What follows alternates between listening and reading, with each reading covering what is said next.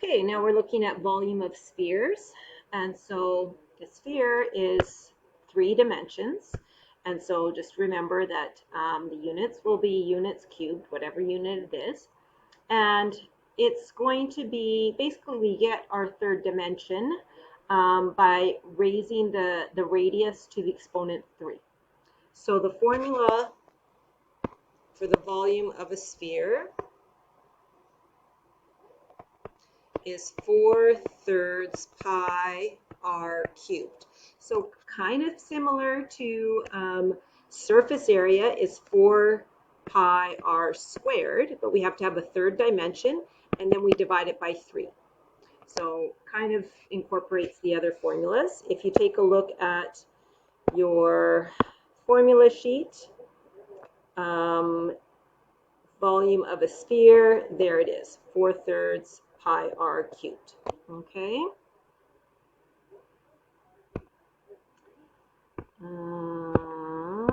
Get back there. So this is just practicing, and to try these, practicing your calculator, raising to the exponent 3. So 7, exponent key on a graphing calculator, it's the kappa. Sometimes you'll see a y to the x or x to the y. 3 in there, and you should get 343. So just play around with the buttons till you get the right one. So 343. Then 0.45. You don't have to put it in brackets if you don't want to. 0.091125. 0.091125. Now 4 and 1/8.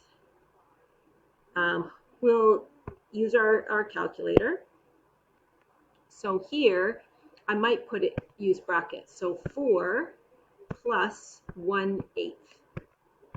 That's really what 4 and 1/8 means. You can't go 4/1/8. That means 41 divided by 8.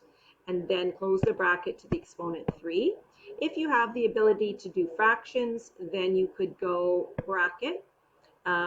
It is alpha y equals, is the fast way on a TI. Actually, we need 4 in front. So cursor to the left, 4, and then 1/8. Now that's okay. Calculator understands that to be 4 plus 1/8. Close the brackets to the exponent 3, and you get the fraction. Now to make that a decimal, you can go math down to number 2 to a decimal, and it's the same thing, 70.189 basically. Okay, all right. So here a sphere can fit exactly inside a cylinder when both objects have the same radius. And so notice how it's filling the cylinder top and bottom as well. The cylinder's height is twice its radius. Ken has a sphere and a cylinder that fit together like this. How can he determine the volume of the sphere? So basically, volume of the water, what volume of water would fill the cylinder? So starting with the cylinder, remember that's pi r squared times the height.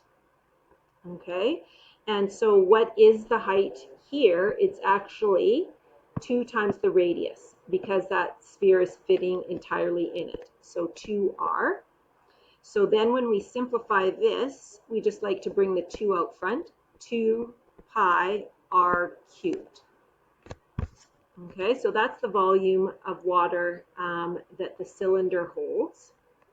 So suppose the sphere is completely underwater. About 1/3 of the water would stay in the cylinder. What fraction of the water will pour out of the cylinder? So 1/3 will stay in, and so what will stay out is the rest. So basically, we want to take this and, well, take 1/3 of it. So basically what's left is 2/3 of the water. Okay, so 1/3 will stay in, so that means 2/3 will have to go out, because the total is 1. So 1/3 plus 2/3 is 1. So what expression represents the water that poured out of the cylinder? So that's going to be 2/3 times the volume of the cylinder. So 2/3 times 2 is 4/3. And so that's the volume of a sphere, 4/3 pi r cubed. Okay. Okay, so Marilla works in a skateboard shop. Stainless steel balls are inside each wheel bearing. What is the volume of each ball bearing to the nearest cubic millimeter? So what is the radius of each? So take a look. The diameter is 4, so the radius will be 2. So 4 divided by 2 is 2. So the volume is 4/3 pi 2 times 2 cubed. Okay. Oh, again, sorry, this is the formula, r cubed.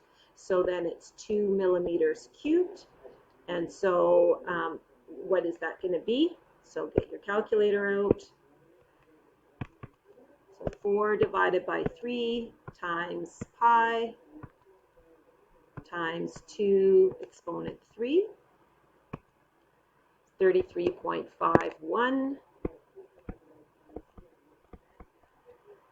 So basically 33.5 to 1 decimal place. Over here it says Ida said the volume of each ball bearing is 100.53. What mistake do you think she made? She forgot to divide by 3, right? If we multiplied this by 3, we'd get about 100. And that's it for volume of a sphere. So do the practice before you get on to the next section.